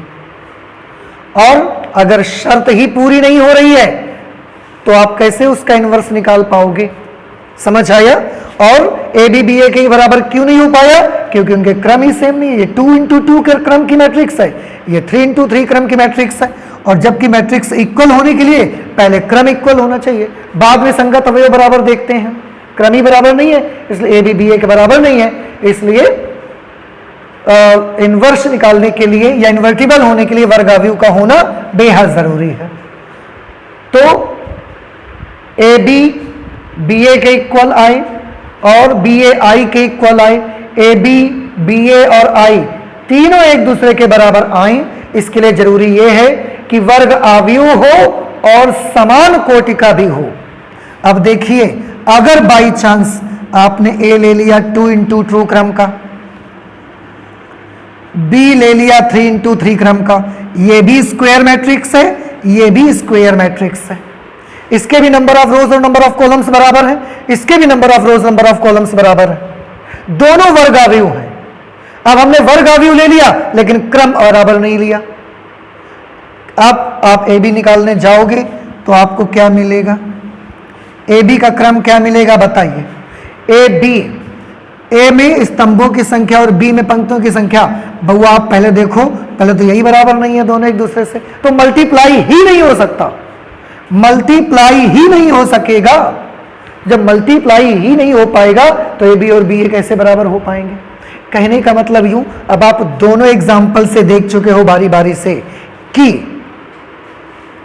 पहली बात तो स्क्वायर मैट्रिक्स हमको चाहिए। स्क्वायर मैट्रिक्स अगर नहीं लेंगे इसका मतलब आप रेक्टेंगुलर मैट्रिक्स लेंगे। अगर आप रेक्टेंगुलर मैट्रिक्स लेते हैं तो फिर AB और BA गारंटी नहीं है कि एक दूसरे के बराबर आएंगे। और अगर ये एक दूसरे के बराबर आ भी गए बाई चांस तो वो I के इक्वल आएगा कि नहीं आएगा, ये गारंटी नहीं है। तो यहां से हमने क्या देखा कि इस काम के लिए हम रेक्टेंगुलर मैट्रिक्स नहीं ले सकते, हम स्क्वायर मैट्रिक्स ही ले सकते हैं। अगले ही पल हमने स्क्वायर मैट्रिसेस ले ली दोनों, इसको भी स्क्वायर मैट्रिक्स ले लिया, इसको भी, दोनों की रोज और कॉलम बराबर कर लिए हमने, इसके 2 by 2, इसको 3 into 3। लेकिन अब हम करने जा रहे हैं, ये शर्त ही पूरी नहीं हो पा रही। अब हम करने जाते तो मल्टीप्लाई ही नहीं हो पाता है। अब मल्टीप्लाई ही नहीं होगा भैया तो ये शर्त कहां से आप पूरी करके दिखा पाओगे? इसलिए स्क्वायर मैट्रिक्स होनी चाहिए, दूसरा सेम ऑर्डर के होने चाहिए। अगर ये भी 2 by 2 या ये भी 3 into 3 होती तो ये सब काम हो जाता। इसीलिए ये दो शर्तें आपको बताई गई हैं, दोनों अवयव वर्ग अवयव होने चाहिए और समान कोटि के होने चाहिए। ठीक है, तब आप, और उसके साथ AB BA के इक्वल और इन दोनों की वैल्यू I के इक्वल है तो A को B का इनवर्स और B को A का इनवर्स हम बड़ी आसानी से कह सकते हैं। So this is invertible matrix. अब जो मैट्रिक्स इन्वर्टिबल मैट्रिक्स है या इनवर्स जो हमने अभी अभी सीखा है, जो कुछ भी उससे रिलेटेड हमें 2 पॉइंट यहां पर स्टडी करने हैं। उन पॉइंट्स को हम स्टडी करते हैं, उसकी थ्योरम है, उस थ्योरम को हम देख लेते हैं। ठीक है, आप प्लीज इसे जल्दी से नोट कर लें, इसके बाद हम इससे रिलेटेड थ्योरम पढ़ते हैं। ओके, इनवर्स से रिलेटेड ये दो थ्योरम हमको स्टडी करना है, जिनमें से पहली थ्योरम है यूनिकनेस ऑफ इनवर्स। मैं सबसे पहले ये बताता हूं इसका मतलब क्या है। इसका मतलब ये, हम ये जानना चाहते हैं कि किसी भी मैट्रिक्स का अगर हम इनवर्स निकालेंगे तो क्या किसी भी अवयव का एक ही इनवर्स होता है या उसके एक से ज्यादा इनवर्स हो सकते हैं। आपको क्वेश्चन समझ में आया ना? हम ये जानना चाहते हैं कि किसी एक अवयव का एक ही इनवर्स होता है या किसी एक अवयव के एक से ज्यादा इनवर्सेस हो सकते हैं। आप सोचेंगे ये कैसा क्वेश्चन है? ये बड़ा आसान है बेटा। आप देखो, जैसे आप देखते हो अगर एक द्विघात समीकरण है तो उसके एक से ज्यादा मूल होते हैं कि नहीं होते? त्रिघात समीकरण है तो उसके 3 मूल होते हैं, एक से ज्यादा मूल है। समीकरण एक है लेकिन मूल तो 3 है ना। चतुर्थघात समीकरण, पंचघात समीकरण के 4-5 मूल होंगे, एक से ज्यादा मूल। इक्वेशन एक है, मूल तो 4-5 आ रहे हैं ना। तो किसी एक समीकरण के एक से ज्यादा मूल हो सकते हैं। सिमिलरली हमारे मन में एक क्वेश्चन उमड़ता है कि किसी एक अवयव का एक से ज्यादा इनवर्स हो सकता है क्या? यह हमारे मन में क्वेश्चन आता है। या किसी अवयव का केवल एक ही इनवर्स होगा। हम ये जानना चाहते हैं कि अवयव का एक ही इनवर्स होगा या एक से ज्यादा इनवर्सेस हो सकते हैं। उसके लिए आप थोड़ा ध्यान से देखिए, यहां पर लिख लेते हैं, माना ए व बी समान कोटि के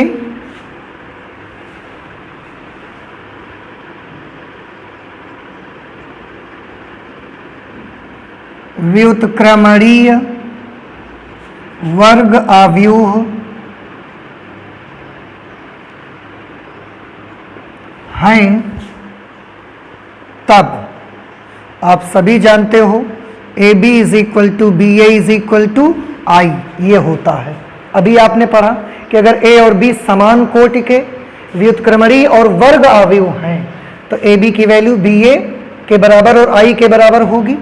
और ऐसे सिचुएशन पे जो बी है वो ए का क्या होगा? इनवर्स होगा। इस स्थिति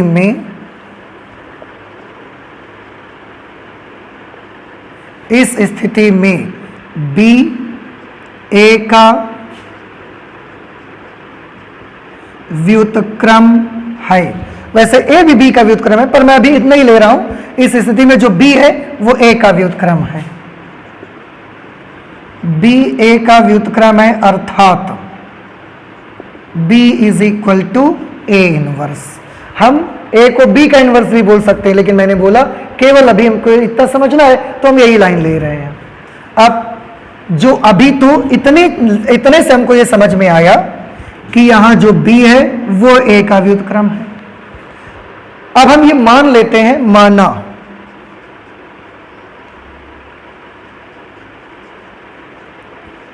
अवयव सी भी अब ए का व्युत्क्रम है। अवयव सी भी ए का व्युत्क्रम है। देखिए, आप सोचेंगे ये कैसे? बड़ा आसान है बेटा। मैं ये देखना चाहता हूं कि अवयव ए का एक ही व्युत्क्रम हो सकता है या 2 व्युत्क्रम हो सकते हैं। तो एक व्युत्क्रम तो हमको यहां से मिला ए का। ए का व्युत्क्रम कौन है? बी। हमने एक ए का व्युत्क्रम और मान लिया, माना अवयव सी भी ए का व्युत्क्रम है। बेटा अगर सी ए का व्युत्क्रम है तो क्या हम ऐसा लिख सकते हैं? आप देखो, जब बी ए का व्युत्क्रम था तो A B is equal to B A is equal to I लिखा गया। तो अब जब सी ए का व्युत्क्रम है तो A C is equal to C A is equal to I, ये भी तो लिखा जा सकता होगा। समझ आया आपको? ओके। अब हम एक लाइन अपने आप से लिखते हैं, ध्यान से देखिएगा। क्या हम बी को बी आई लिख सकते हैं? आंसर इज यस, लिख सकते हैं।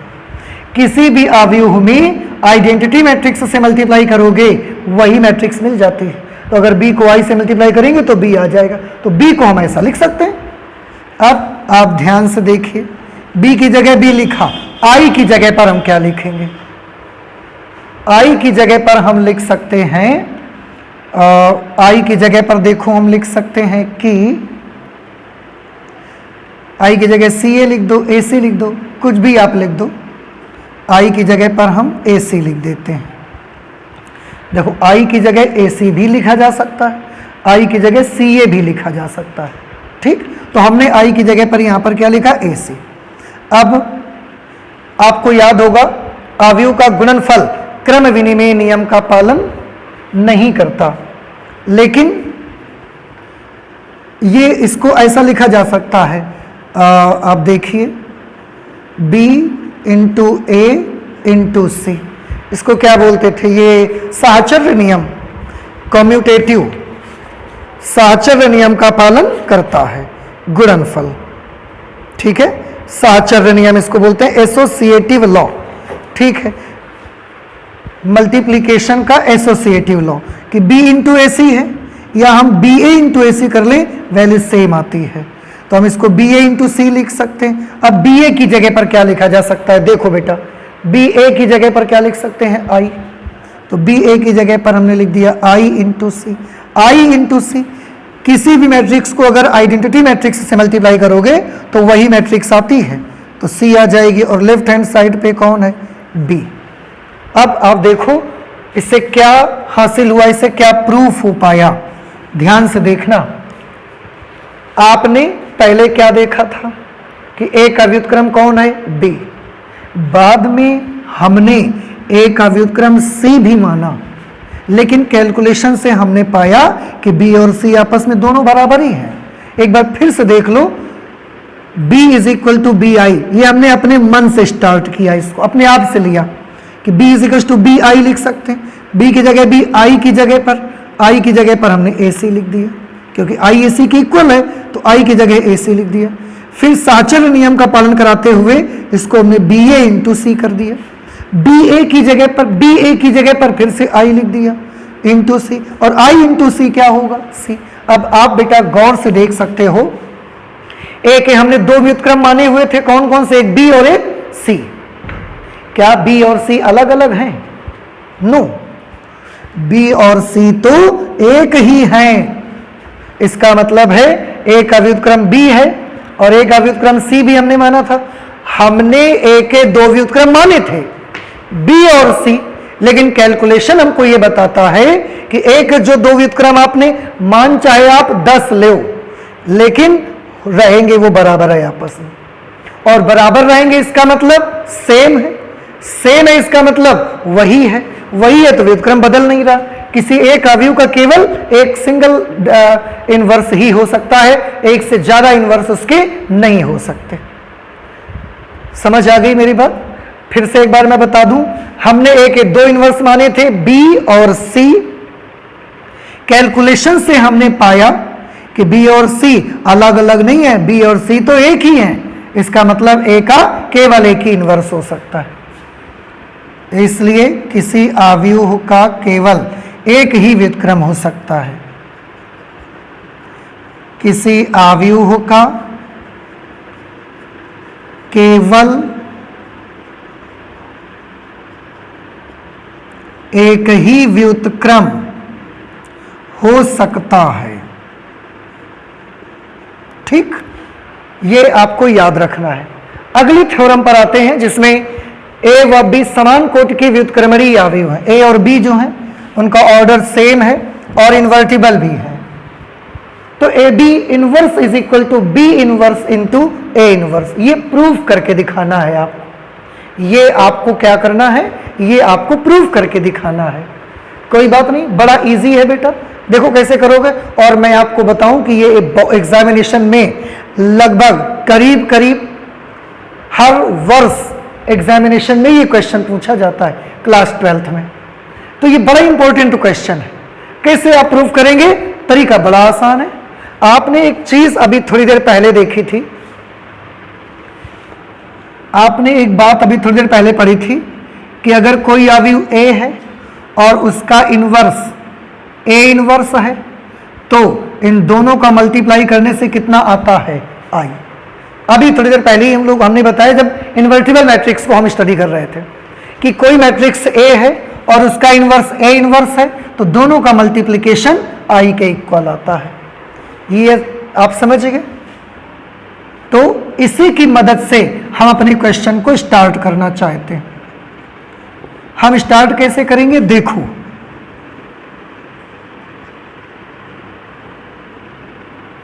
हम जानते हैं कि, ध्यान से देखिएगा, A B into A B inverse is equal to I. देखो, क्या हम इसको ऐसा लिख सकते हैं? जब हम a into A inverse is equal to I लिख सकते हैं, तो A B into A B inverse is equal to I भी तो लिख सकते हैं। ठीक, ऐसा कर लिया। अब मैं इसमें थोड़ा सा एक काम करना चाहूंगा, ध्यान से देखिएगा।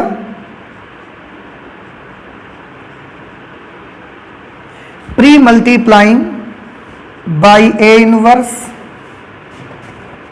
On both sides, pre multiplying by A inverse on both sides. इसका मतलब यह है कि हम ए इनवर्स से दोनों पक्षों में गुणा करना चाहते हैं। और ये प्री मल्टीप्लाई का क्या मतलब है? प्री मल्टीप्लाई का मतलब है कि हम पहले लिखकर गुणा करना चाहते हैं। ए इनवर्स का गुणा हम पीछे लिख के नहीं करेंगे, पहले लिखेंगे उसको। अब आप सोचोगे गुणा पहले लिख के करो या बाद में लिख के करो, उससे तो कोई फर्क नहीं पड़ता। फर्क पड़ता है बेटा, आपके जो रियल नंबर्स हैं उनके गुणा में फर्क नहीं पड़ता। लेकिन आपने देखा था कि अवयवों का गुणन क्रम विनिमय होता है। अगर ए पहले बी बाद में लिखते हो तो जो आंसर आएगा वो बी पहले और ए बाद में लिखकर गुणा करने से नहीं आता है। इसलिए इसमें मायने रखता है कि आप ए इनवर्स का मल्टीप्लाई कहां करते हो। तो हम ए इनवर्स से प्री मल्टीप्लाई कर रहे हैं, पहले लिख के करना पड़ेगा। तो A inverse into A B into A B inverse is equal to A inverse into I. देखो, ए इनवर्स का हमने यहां भी मल्टीप्लाई कर दिया, ए इनवर्स से हमने यहां भी मल्टीप्लाई कर दिया, राइट हैंड साइड में भी। अब गुणनफल क्रम विनिमय नियम का पालन नहीं करता, लेकिन साहचर्य नियम का पालन तो करता है। एसोसिएटिव लॉ को तो वो भी करता है। तो एसोसिएटिव लॉ इसमें लगाइए, इन दोनों में। आप कैसे लिख सकते हो? आप लिख सकते हो A inverse into A into B into A B inverse. A inverse into I करेंगे तो ए इनवर्स, किसी भी मैट्रिक्स को आई से मल्टीप्लाई करो वही मैट्रिक्स आ जाती। अब ए inverse into A into A inverse आई होता है, और ए इनवर्स इंटू ए भी तो आई होता है। तो ए इनवर्स इंटू ए को हम क्या लिख सकते हैं? आई। अब ये हो गया आई और ये आ गया B into A B inverse is equal to A inverse. फिर से देखिए, आई इंटू बी क्या होगा? किसी मैट्रिक्स को आई से मल्टीप्लाई करो वही आ जाती है। ये आ जाएगी B into A B inverse is equal to A inverse. Okay, अब एक बार फिर यहां पर मुझे प्री मल्टीप्लाई करना पड़ेगा, किससे? बी इनवर्स से।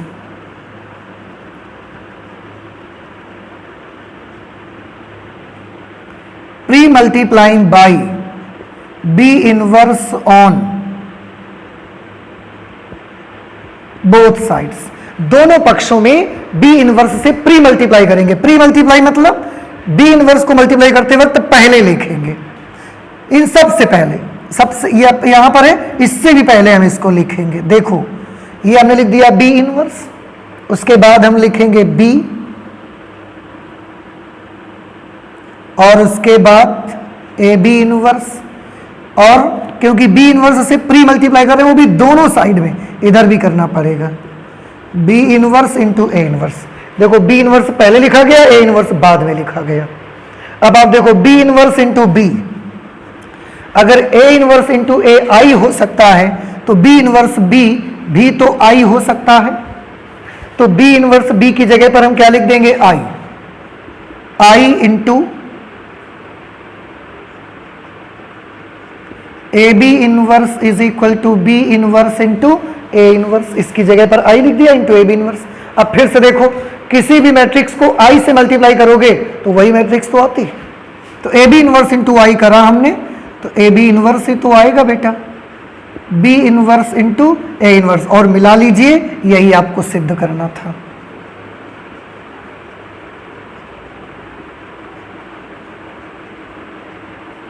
यही सिद्ध करना था। देखो आप, A B inverse is equal to B inverse into A inverse. ठीक है, इसके लिए बड़ा अच्छा तरीका है, हमने already A B into A B inverse is equal to I लिया। फिर बहुत आसान तरीका, कुछ भी ये नहीं है कि कब आपको क्या करना है, सब इतना आसान है कि आप ऐसे ही कर सकते हो।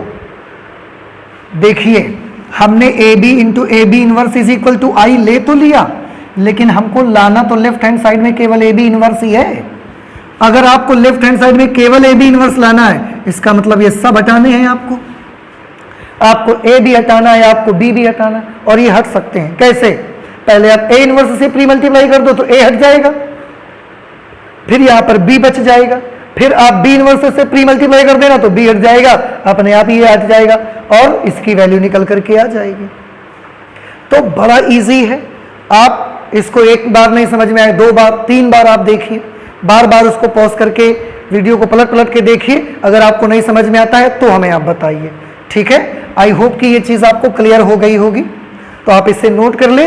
इसके बाद हम इसके आगे के आर्टिकल में चलते हैं, और अभी ये सीखने पर हम लोग आ चुके हैं कि किसी मैट्रिक्स का इनवर्स कैसे निकाला जा सकता है। ओके, तो आप प्लीज इसे जल्दी से नोट कर ले, हम उसको भी स्टडी कर लेते हैं। ठीक, नेक्स्ट आर्टिकल है बेटा जो हमें समझना है, inverse of a matrix by elementary operations. Main मुद्दे की बात पे अब हम लोग आ गए हैं। मेन मुद्दे की बात ये कि क्योंकि ये पूरा चैप्टर जैसे कि मैंने बताया कि किसी भी अवयव के इनवर्स निकालने पर बेस्ड है, अब वहां पर हम लोग आ गए हैं कि किसी भी अवयव का इनवर्स कैसे निकाला जाएगा। वही आर्टिकल पढ़ा, इनवर्स ऑफ अ मैट्रिक्स, एक अवयव का व्युत्क्रम बाई एलिमेंट्री ऑपरेशन, प्रारंभिक संक्रियाओं द्वारा। मैं इसको लिख देता हूं हिंदी में, प्रारंभिक संक्रियाओं द्वारा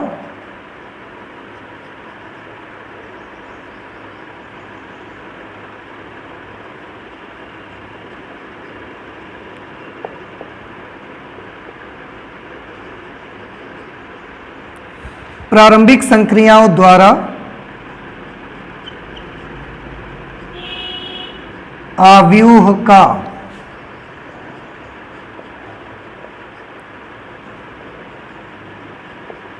व्युत्क्रम ज्ञात करना। कहने का मतलब यूं कि अब आपको यहां पर यह सीखने को मिलेगा कि किसी भी अवयव का व्युत्क्रम आप कैसे निकाल सकते हो, वो भी प्रारंभिक संक्रियाओं द्वारा। ये बड़ा इंपॉर्टेंट क्वेश्चन होता है एग्जामिनेशन में, ये क्वेश्चन आता ही है। ठीक है, तो प्रारंभिक संक्रियाओं की मदद से, आपने प्रारंभिक संक्रियाएं पढ़ी थी ना अभी, टोटल कितनी प्रारंभिक संक्रियाएं थी? 6, जिनमें से 3 रोज की थी और बाकी 3 कॉलम्स की थी।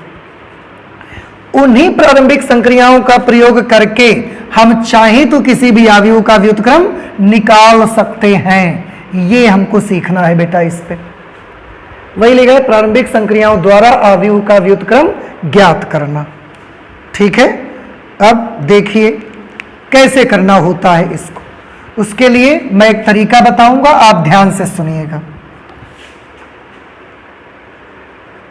माना x a तथा b समान कोटि के वर्ग अवयव हैं। x a तथा b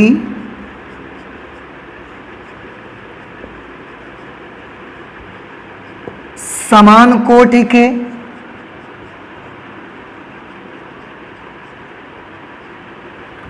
वर्ग अवयव हैं तथा x is equal to A B. ठीक है, x की जो वैल्यू है वो a इंटू बी के इक्वल है। ठीक, अब जरा गौर से सुनिएगा हमारी बात।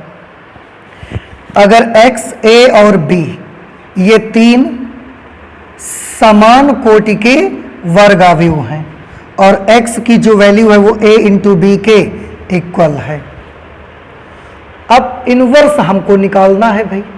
कैसे ज्ञात करेंगे इनवर्स? बड़ा इजी है।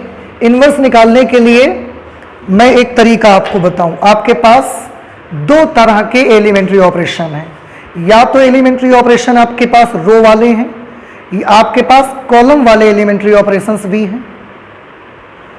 रो के एलिमेंट्री ऑपरेशन भी हैं 3, कॉलम के भी तो एलिमेंट्री ऑपरेशन है 3 आपके पास। वही तो जब भी कभी आप किसी भी मैट्रिक्स का इनवर्स निकालना चाहोगे, इनवर्स निकालना जब भी चाहें, सबसे पहले ना कोई फॉर्मूला ना कुछ, सबसे पहले आपको यह डिसाइड करना होगा अपने मन में कि आप इनवर्स निकालने के लिए एलिमेंट्री रो ऑपरेशंस का इस्तेमाल करना चाहते हैं या इनवर्स निकालने के लिए एलिमेंट्री कॉलम ऑपरेशंस का इस्तेमाल करना चाहते हैं। आप सोचेंगे आप ऐसा क्यों कह रहे हैं? बेटा हम ऐसा इसलिए कह रहे हैं क्योंकि यहां कुछ प्रतिबंध हैं, कुछ बाउंडेशंस हैं, कुछ शर्तों के साथ ही आप किसी भी मैट्रिक्स का इनवर्स ज्ञात कर सकते हो। क्या शर्त है? शर्त यह है कि अगर आपने एक बार एलिमेंट्री रो ऑपरेशन का इस्तेमाल कर दिया तो जब तक उस मैट्रिक्स का इनवर्स नहीं आ जाता है, आपको पूरा टाइम एलिमेंट्री रो ऑपरेशन ही लगाना है, उसमें बीच में एलिमेंट्री कॉलम ऑपरेशन नहीं घुसाना। आपको ध्यान रखिएगा।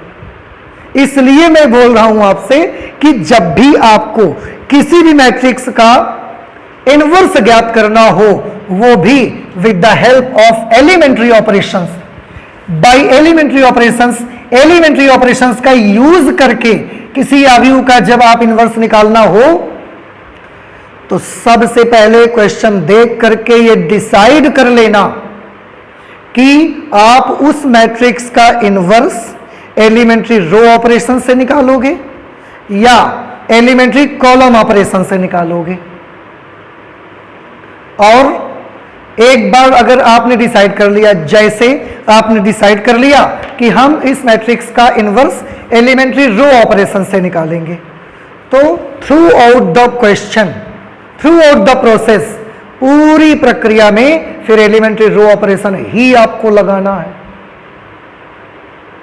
कितना भी कठिन हो जाए, कितना भी सरल रहे, लेकिन अगर आप एलिमेंट्री रो ऑपरेशन स्टार्ट कर दिया तो फिर पूरा का पूरा एलिमेंट्री रो ऑपरेशन से ही इनवर्स तक जाना है आप, जब तक इनवर्स नहीं निकल आता। कैसे निकलेगा अभी मैं आता हूं, उस पर भी मैं बताऊंगा। केवल मैं शर्तें तो आपको बता दूं कि करना क्या है, फिर बीच में आप एलिमेंट्री कॉलम ऑपरेशन नहीं घुसाएंगे उसमें। और अगर आप सब लोगों ने यह डिसाइड किया कि हम दी गई मैट्रिक्स का इनवर्स एलिमेंट्री कॉलम ऑपरेशन से निकालेंगे, तो फिर थ्रू आउट द प्रोसेस, पूरी प्रक्रिया के दौरान आप एलिमेंट्री कॉलम ऑपरेशन ही यूज करेंगे। बदल बदल के यूज करो, 3 है आपके पास कॉलम के एलिमेंट्री ऑपरेशन, वो 3 यूज करो, कुछ भी करो आप, वो 3 यूज करो। लेकिन फिर जब तक आपका उस मैट्रिक्स का इनवर्स ना आ जाए, आप एलिमेंट्री कॉलम ऑपरेशन ही यूज करेंगे, बीच में एलिमेंट्री रो ऑपरेशन नहीं घुसाएंगे उसमें। कहने का मतलब यूं, एक बार जिस रास्ते पर कदम बढ़ा देंगे, बीच में रास्ता बदलेंगे नहीं आप। ये हम आपको बताना चाहते हैं। आप समझ लें कि ये बाउंडेशन है, आप समझ लें कि ये शर्त है, जो भी आप मान लें ये है हमारी शर्त। समझ में आ गई होगी मेरे ख्याल से अब आपको। क्या? फिर से आप एक बार सुने। किसी भी मैट्रिक्स का इनवर्स ज्ञात करने के लिए सबसे पहले हमको डिसाइड करना होगा कि हम उसे एलिमेंट्री रो ऑपरेशन यूज करना चाहते हैं या एलिमेंट्री कॉलम ऑपरेशन यूज करना चाहते हैं। अगर आपने डिसाइड कर लिया कि हम एलिमेंट्री रो ऑपरेशन यूज करना चाहते हैं, तो जब तक उसका इनवर्स ना आ जाए आप एलिमेंट्री रो ऑपरेशन ही यूज करेंगे, बीच में एलिमेंट्री कॉलम ऑपरेशन नहीं घुसाएंगे आप। ऐसे ही अगर आपने डिसाइड कर लिया है कि एलिमेंट्री कॉलम ऑपरेशन यूज करके हम इनवर्स निकालेंगे, तो जब तक उसका इनवर्स नहीं आ जाता है तब तक थ्रू आउट द प्रोसेस, पूरे क्वेश्चन में आपको एलिमेंट्री कॉलम ऑपरेशन ही लगाना है, बीच में उसमें एलिमेंट्री रो ऑपरेशन नहीं लगाएंगे आप। बीच में उसको नहीं, बीच में थोड़ा सा लगाएंगे कि लाओ थोड़ा सा एलिमेंट्री कॉलम लगा दिया, थोड़ा सा एलिमेंट्री रो ऑपरेशन लगा दिया और ऐसे इनवर्स निकालेंगे, नहीं आएगा, गलत हो जाएगा। बाउंडेशन है इसीलिए। अब अगर एलिमेंट्री रो ऑपरेशन लगाओगे तो उसके लिए क्या शर्त है, और एलिमेंट्री कॉलम ऑपरेशन लगाओगे तो उसके लिए क्या कंडीशन है, इसको थोड़ा सा देख लें एक नजर में। बाई चांस आपने डिसाइड किया कि हम इसका आंसर एलिमेंट्री रो ऑपरेशन लगाकर लाएंगे, elementary row operation throughout question में लगाएंगे और इनवर्स निकालेंगे, तो याद रखिएगा एक चीज कि लेफ्ट हैंड साइड का जो मैट्रिक्स है हम एलिमेंट्री रो ऑपरेशन कहां कहां लगाएंगे, देखो लेफ्ट हैंड साइड वाली मैट्रिक्स में और राइट हैंड साइड वाली जो दो मैट्रिक्स है उसमें पहली वाली मैट्रिक्स में, इसमें और इसमें बदलाव करेंगे। कब? जब आप एलिमेंट्री रो ऑपरेशन से इनवर्स निकालने जा रहे हैं तो इस लेफ्ट हैंड साइड की मैट्रिक्स में और राइट हैंड साइड की पहली मैट्रिक्स में चेंज करेंगे। एलिमेंट्री रो ऑपरेशन अप्लाई करते समय कभी भी ये मत करना कि इसकी तो लेफ्ट हैंड साइड वाली तो एक्स में लगा दिया और राइट हैंड साइड वाली में बाद में लगा दो। अगर आप बाद वाली मैट्रिक्स में लगा दे, इसके इसमें लगाओगे, चेंज करोगे और इसके इसमें चेंज करने लगोगे और एलिमेंट्री रो ऑपरेशन ले रहे हो तो इसकी अगली स्टेप वैलिड नहीं रह जाएगी, वो इनवैलिड हो जाएगी, उसकी वैलिडिटी खत्म हो जाएगी। तो अगर आप एलिमेंट्री रो ऑपरेशन यूज कर रहे हो तो लेफ्ट हैंड साइड की मैट्रिक्स में और राइट हैंड साइड की जो दो मैट्रिसेस हैं उसमें पहली वाली मैट्रिक्स में ही चेंज लाना, चेंज आपको करना है। कितना चेंज करना है, चेंज करके क्या बना देना है, ये अभी मैं बता देता हूं उसके बारे में आपको। दूसरी चीज, अगर इसी को आपने डिसाइड कर लिया कि हम दी गई मैट्रिक्स का inverse elementary column operation use करके निकालेंगे, उस वक्त आपको लेफ्ट हैंड साइड की मैट्रिक्स में चेंजेस करने हैं एलिमेंट्री ऑपरेशंस लगा करके और राइट हैंड साइड में जो सेकंड मैट्रिक्स है उसमें चेंजेस करने हैं। एक्स में और बी में साथ साथ चेंज करेंगे, जो परिवर्तन इसमें करेंगे वही परिवर्तन इसमें करना है और जो ये वाली है इसको ज्यों कहते हो लिखते जाएंगे हर स्टेप पे, तो वैलिड रहेगी। लेकिन अगर आप एलिमेंट्री कॉलम ऑपरेशन लगा रहे हो और परिवर्तन x और a में करने लगोगे तो नेक्स्ट स्टेप ही वैलिडिटी खत्म हो जाएगी, नहीं हो पाएगा, गलत हो जाएगा। इसलिए ये ध्यान रखना है। क्या समझ पाए?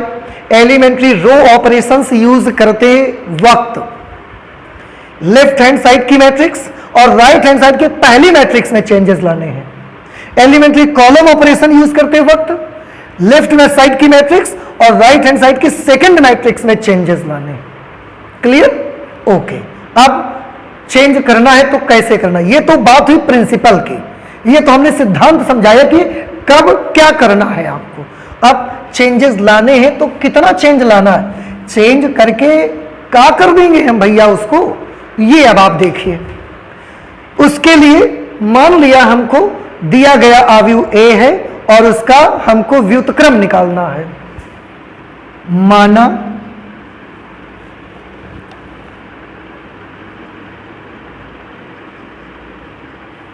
आव्यूह A दिया गया है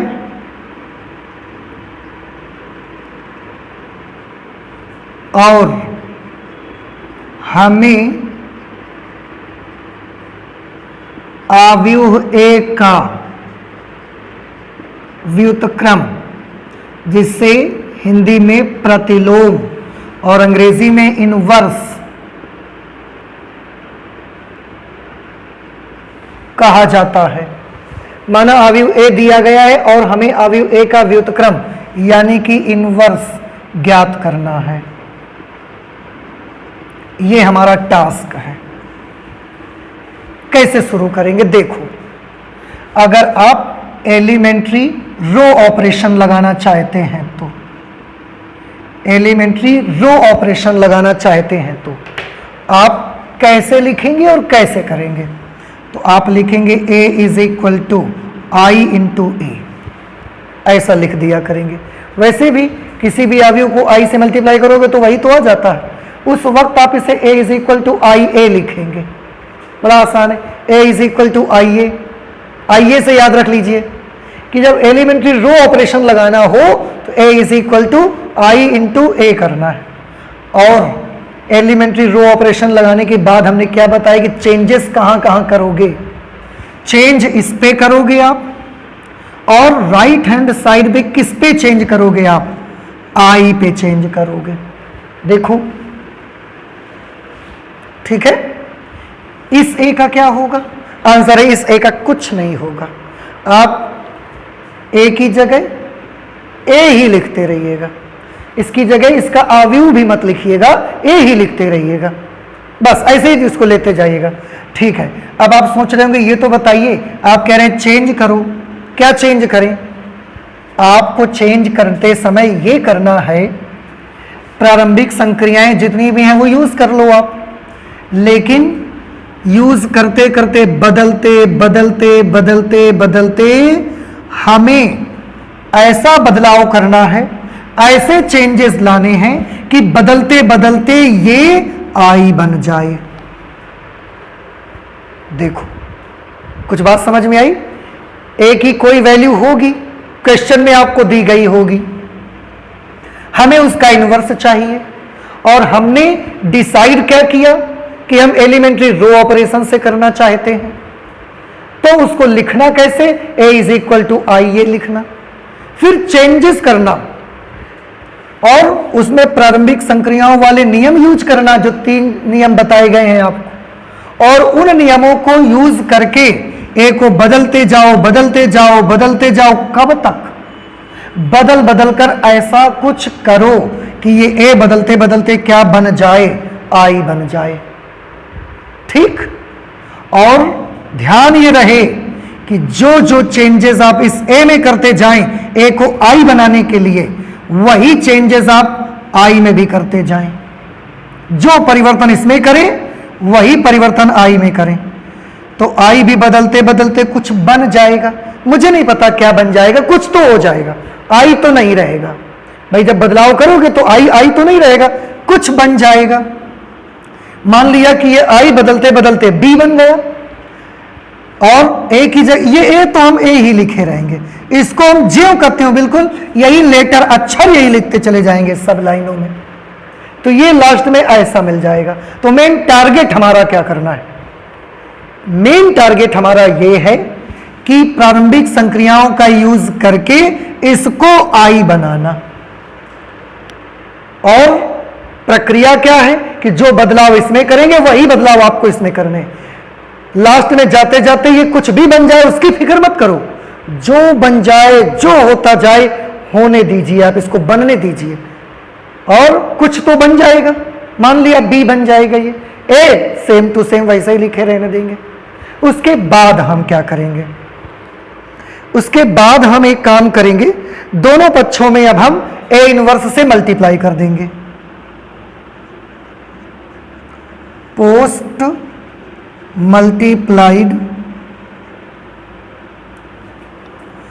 मल्टीप्लाई बाई ए इनवर्स। देखो, प्री मल्टीप्लाई का मतलब आपने सीखा था, पहले गुणा कराना।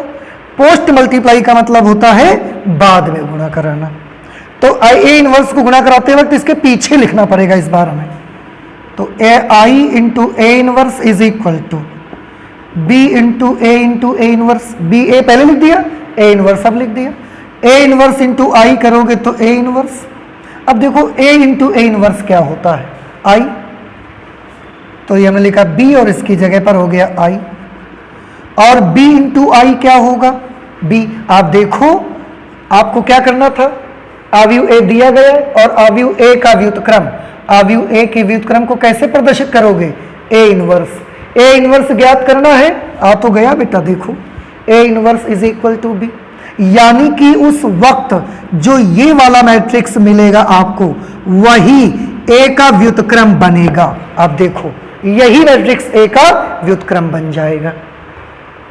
थोड़ा सा प्रोसेस डिफिकल्ट है, लेकिन 1 2 3 4 5 क्वेश्चन जब करोगे आप, 2-4 क्वेश्चन जैसे ही आप करेंगे आपको पूरा माजरा समझ में आ जाएगा। ये अभी मैं बेसिक प्रिंसिपल आपको बता रहा हूं, आपको इंट्रोडक्शन बता रहा हूं। इंट्रोडक्शन में अगर आपको 60% पोर्शन भी समझ में आ गया, 50% पोर्शन भी समझ में आ गया, तो बाकी 50-60% पोर्शन जो बचेगा, 50 या 40% जो बचेगा, वो हम जब क्वेश्चन बताते समय आपको पूरा क्लियर हो जाएगा। फिलहाल के लिए अभी इतना समझ लो कि अगर एलिमेंट्री रो ऑपरेशन निकालकर मैट्रिक्स ए का आप व्युत्क्रम निकालना चाहते हैं तो शुरुआत करेंगे a इज इक्वल टू आई ए से, और मेन लक्ष्य आपका होना चाहिए एलिमेंट्री ऑपरेशन लगा लगा कर a को क्या बना देना, i बना देना। उस वक्त जो परिवर्तन आप a में करेंगे वही परिवर्तन आपको i में करते जाने हैं, सेम वही चेंजेस। i क्या बन रहा है इसकी आप परवाह मत करो, a क्या बन रहा है उसकी परवाह करो, केवल a को i बनाओ, ये क्या हो रहा है इसका कुछ परवाह मत करो, जो बन रहा है कसम से बनने दो उसको, और बनते बनते कुछ बनेगा लास्ट में जाकर, जो बनेगा वही a का इनवर्स होगा। आप देखो जो बना यहां पर वही तो बउआ a का इनवर्स बना, आ गया। और अगर अब इसका दूसरा पहलू आप देखिए, अगर आप एलिमेंट्री कॉलम ऑपरेशन यूज करके किसी मैट्रिक्स A का व्युत्क्रम निकालना चाहते हो, उस वक्त आप क्या करोगे, उस वक्त आप ये करेंगे, तब आप लिखेंगे कैसे, तब आप लिखेंगे A इज इक्वल टू ए आई। देखा इसमें और इसमें डिफरेंस आ गया ना, देखो एलिमेंट्री रो ऑपरेशन से जब करना था तो A इज इक्वल टू आई ए लिखा था, एलिमेंट्री कॉलम ऑपरेशन से जब करने चलेंगे तो फिर A इज इक्वल टू आई ए नहीं लिखेंगे, A इज इक्वल टू ए आई लिखेंगे। ओके, और एलिमेंट्री कॉलम ऑपरेशन में चेंजेस करते हैं, लेकिन लेफ्ट हैंड साइड में मैट्रिक्स में और राइट हैंड साइड की दूसरी मैट्रिक्स में करते हैं, पहली वाली में नहीं। तो इसमें हम इसमें चेंज करेंगे और इसमें चेंज करेंगे। अब चेंज करेंगे तो कैसा चेंज करेंगे, यही प्रारंभिक संक्रियाएं लगाएंगे, एलिमेंट्री ऑपरेशंस लगाएंगे।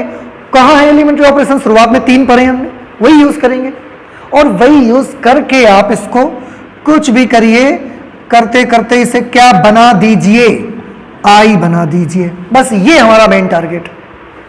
और ऐसा करते समय आई में भी आप बदलाव करते जाइए। आई आइडेंटिटी मैट्रिक्स है, जब इसमें आप बदलाव करोगे तो लास्ट में आई तो नहीं रह जाएगी, ये क्या बन जाएगी, कुछ बन जाएगी, उसको हमने क्या मान लिया, बी। ये ए को ज्यों कहते हो आप लिखिए, तो लास्ट में जाके ए यहां बना रहेगा आपका। अब आई इज इक्वल टू क्या मिल जाएगा, ए बी। अब इस सिचुएशन पे मैं ए इनवर्स से प्री मल्टीप्लाई कर देता हूं,